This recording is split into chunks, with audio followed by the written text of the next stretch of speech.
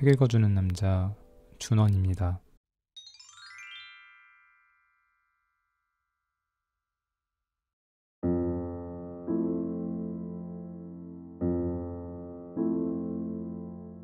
어떤 순간에도 만만하지 않은 평화주의자가 될 것.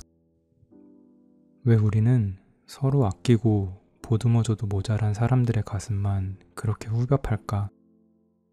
반대로 왜 정작 다노해야 할 사람에겐 아무 말도 못할까?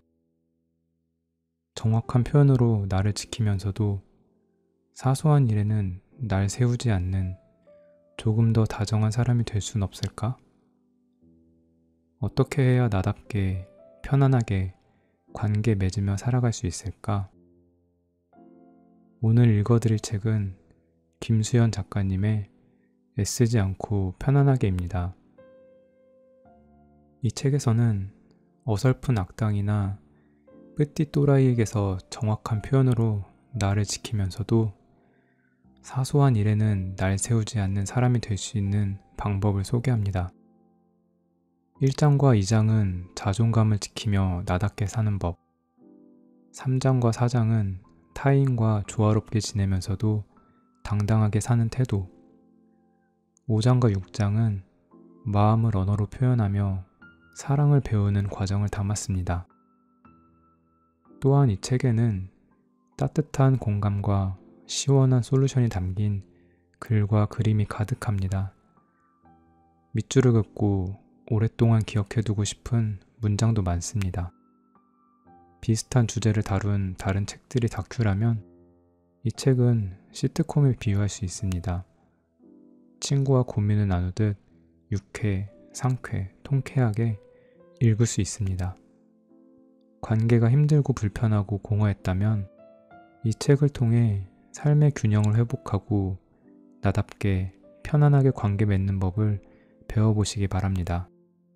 많은 에피소드들이 있지만 제 주관적으로 3개의 에피소드를 골라봤습니다. 그럼 오늘도 편안하게 들어주세요. 인싸가 아니라도 괜찮아. 나는 초등학교 때까진 낯을 많이 가려서 친구를 사귀는 게 어려웠다.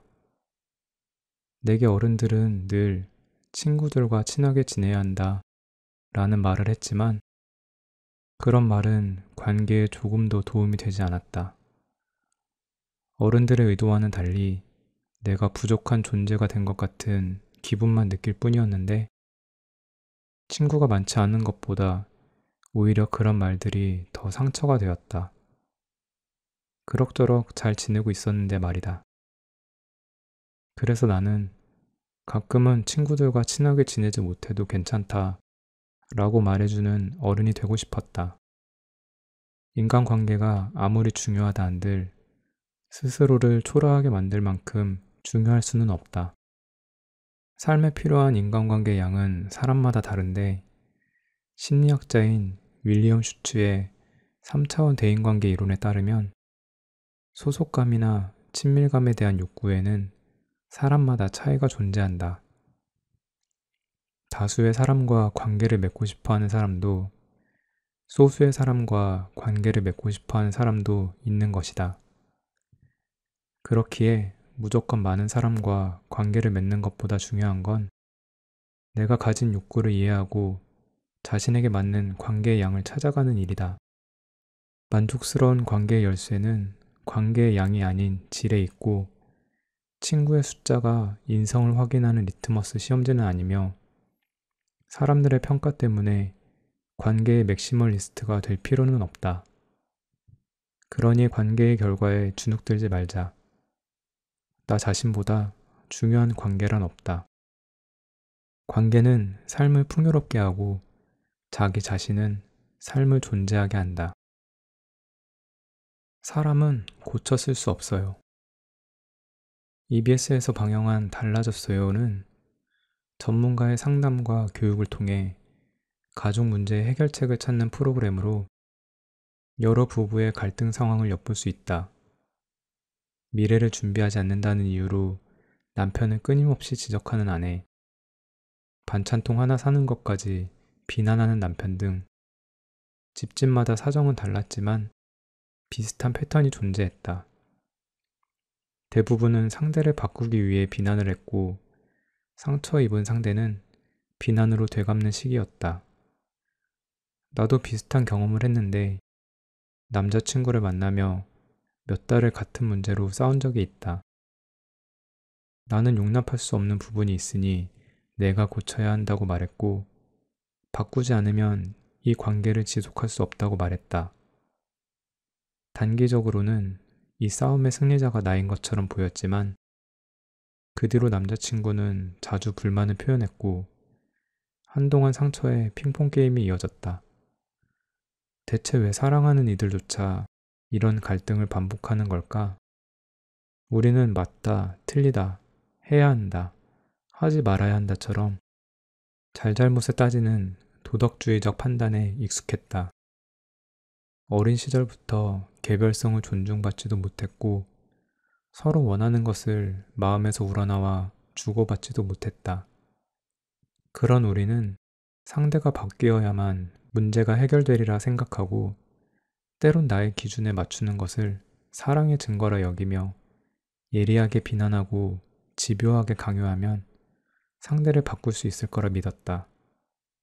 하지만 그건 우리가 가진 자율성의 욕구를 과소평가하는 거였다. 비난과 강요는 수치심을 만들고 브레네 브라운의 수치심 권하는 사회에 따르면 수치심을 느낀 사람은 더욱 자기 파괴적인 행동을 한다. 상대를 비난하고 모욕함으로써 수치심을 전가하려 하거나 오히려 비난받은 행동을 강화하며 상대의 마음을 외면하는 거다.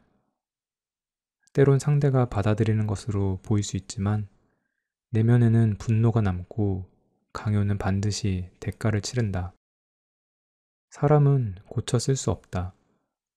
그런데 이 말은 변하지 않는 상대에 대한 자조적 체념이 아닌 어느 누구도 우리가 원하는 대로 강제할 수 없다는 겸손의 깨달음이어야 했다.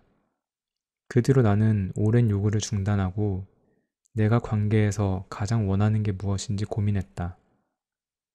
돌이켜보면 우리는 있는 그대로의 자신으로 수용되지 못했고 나 역시도 누군가의 판단과 비난에 상처를 입었다. 그런 내가 정말 바란 건 삶이 고단하더라도 서로의 안식처가 될 수 있는 사랑의 공동체가 아니었을까? 상대의 모습을 있는 그대로 인정하려 노력해야 상대에게 바라는 게 있을 때도 강요가 아닌 애정을 바탕으로 부탁할 수 있었다. 꼬리표 붙이기나 비교와 같은 판단의 언어가 아닌 사랑과 연민의 언어를 배울 수 있었고 상대 역시 관계가 소중해질수록 더 많은 노력을 했다. 사랑은 정교한 관계의 영역이기에 결코 쉽지 않다. 그러나 내게 딱 맞는 완벽한 상대가 따로 존재하는 게 아니었고 상대를 바꾸려 하지 않아도 관계는 달라질 수 있었다. 사랑할 수 있는 사람을 발견하는 것보다 중요한 건 내가 발견한 사람을 사랑하는 일이다. 사랑을 멀리서 찾지 말자. 사랑해서 노력하는 게 아니라 사랑하기 위한 노력이 필요하다. 번아웃 금지. 학창시절 우리 집에는 서울대생 합격 수기집이 있었다. 얼마나 열심히 공부해야 서울대에 갈 수 있는지 알려주는 게 대부분이었는데 예를 들면 하루에 4시간밖에 못 자서 코피 나는 게 일과였지만 코를 틀어막으며 영어 단어를 외웠다는 일화 같은 거였다. 나는 시부수를 해도 서울대에는 갈 수 없을 것 같았지만 이렇게 열심히 공부하는 사람들이 있다는 사실에 감명을 받았다. 지금 생각해보면 이건 일종의 고통에 대한 미화였는데 링거를 맞으며 일에 매진하는 사람을 보면 프로답다고 평가했고 하루에 방울토마토 10개를 먹으며 살을 뺀 연예인은 의지가 강하다고 여겼다. 치열한 경쟁에서 승리하는 사람은 강박적으로 완벽주의자일 때가 많았기에 성공한 이들이 자신의 몸을 혹사하며 목표를 달성한 일화는 미담이 되곤 했다. 나 역시 3일 밤을 새워 일하기도 하고 쉬지 않고 일하는 걸 노동의 플렉스로 여기기도 했는데 나이를 먹고 보니 주변에선 조금씩 탈이 나기 시작했고 나도 계속 이렇게 살다간 요절할 수도 있겠다는 생각이 들었다. 우리의 불행은 당연하지 않습니다 해서 김누리 교수는 한국 사회를 자기 착취 사회라 설명하며 과거에는 노예의 감독관이 외부에 존재했지만 지금은 우리가 감독관을 내면화했다고 말한다. 타인에 의한 착취는 저항심을 만들지만 자기 착취는 죄의식을 만든다. 많은 이가 자신을 자원으로 삼아 스스로 속박하는 삶을 택했고 자신을 충분히 착취하지 못한 이들은 죄의식에 시달렸다. 그 결과 사회는 점점 발전했고 우리는 매우 열심히 살았음에도 정작 행복에 닿기는 점점 어려워지는 이상한 상황이 벌어졌다. 물론 우리 사회에도 여러 이점이 존재하지만 개인의 착취로 지탱되는 사회가 건강할 수는 없고 한계를 넘은 시스템은 언젠가 붕괴한다. 한계를 넘으면 일시적으로는 강인해 보이겠지만 장기적으로는 고장의 원인이 되는 것이다. 그렇기에 필요한 건 나의 한계를 알고 자신에게 맞는 속도를 찾아가는 일이다. 저마다 배터리 용량이 다르듯 우리의 체력도 충전의 주기도 서로 다를 수밖에 없고 배터리의 잔여량은 남과 비교해서 알 수 있는 게 아니다. 자신의 몸과 마음이 보내는 신호를 예민하게 살피고 자신의 삶에서 회복을 위한 시간과 방법을 확보해야 한다. 불필요한 죄의식에서 벗어나야 하며 자신에게 편안함을 허락할 수 있어야 한다. 성과와 효율성을 넘어서는 지속 가능성과 인간적인 시스템에 대한 논의가 필요하다. 꿈도 열정도 성취도 좋지만 가장 중요한 건 언제나 나 자신이다. 당신은 당신을 아낄 수 있어야 한다.